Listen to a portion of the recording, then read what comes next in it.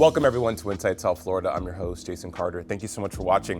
In 2019, renowned stylist Marcellas Reynolds gifted the world with supreme models, iconic black women who revolutionized fashion, a literary love letter to the women of color who changed the face and culture of an industry. Now those stories have been turned into a documentary shared with millions through the power of Vogue Magazine and its creator, Marcellas Reynolds. It's here with us today on Inside South Florida.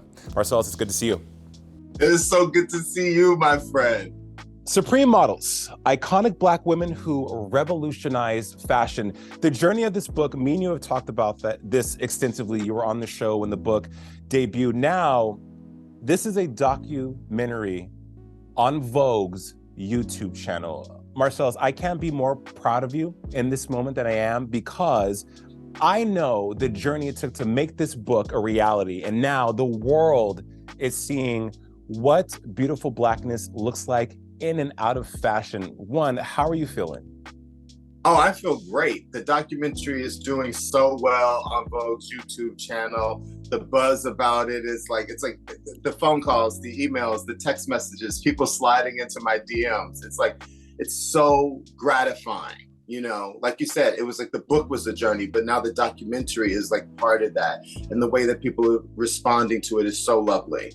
What has this book and this documentary meant for the culture? You know, it's so funny to say things like, oh, I've done something for the culture. But I had a conversation with Iman very early on. And when she came onto the project, and she said, I'm only interested in doing things that shift the culture. And when she said that to me, I was like, wait, then I'm the wrong person. I'm not interested in shifting the culture. I'm just interested in, where I'm going to dinner tonight. But to be honest, it's about stepping into your purpose, right? And so when somebody like Iman sees value in you and what you are trying to achieve, it's almost like, a weird validation in a way. And so I do feel like I've sort of stepped into my purpose with these books and now the documentary. And I do think that this documentary has the capacity not to change the culture, but to become a very important part of a very important discussion that's going on right now about diversity and about inclusion, not just in fashion, but in Hollywood. Period. Full stop there. I couldn't agree more. And it's also a tool to teach those going forward. Vogue, this is on Vogue's platform, 12.1 million subscribers. Vogue, of course, we know is the fashion Bible helmed by the fashion goddess Anna Wintour. Some people have taken issue with Vogue presenting this content on their platform as they feel Vogue historically hasn't really supported blackness. Do you think this could possibly be a way for Vogue to remedy that? Possible reparations?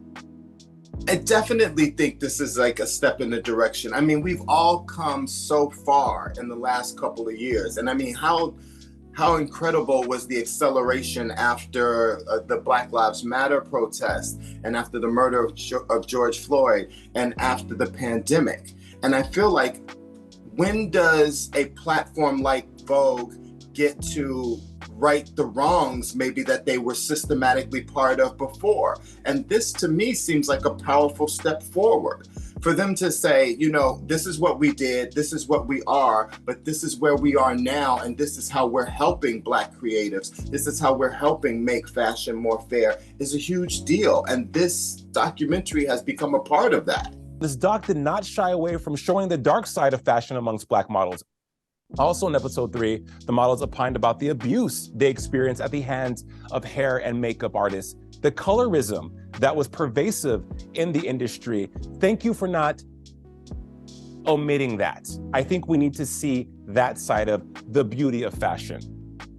People think that fashion is like this beautiful, easy thing to become a part of, right? But even at this like top level where you're talking to someone like Karen Alexander, you're talking to like Veronica Webb, the first Black woman with the cosmetics campaign, where these girls are making really great money. There's all these things that still apply to Black people that aren't in fashion. We're still dealing with colorism. We're still dealing with the natural hair debate. We're still dealing with this idea of equal pay. because those girls were on and we talk about that in the documentary, those girls were on the same set with their white counterparts doing exactly the same thing, making less money simply because they were Black.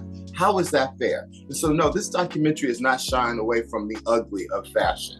Yes, ultimately, I think it's like uplifting. I think it's a beautiful, a positive example of what it's like to have been in the fashion. The first 3 episodes are out now. You can stream them on Vogue's YouTube channel. The book is out now as well. Pick that up wherever books are sold. The man, Marcellas Reynolds. Thank you for your work. You are incredible. And I'm so excited for what this is going to do for fashion, for the culture. And I cannot wait to see what else is on the horizon for you. You are a gem. Thank you, thank you, thank you. Thank you, sir. So good to be here. So good to see you.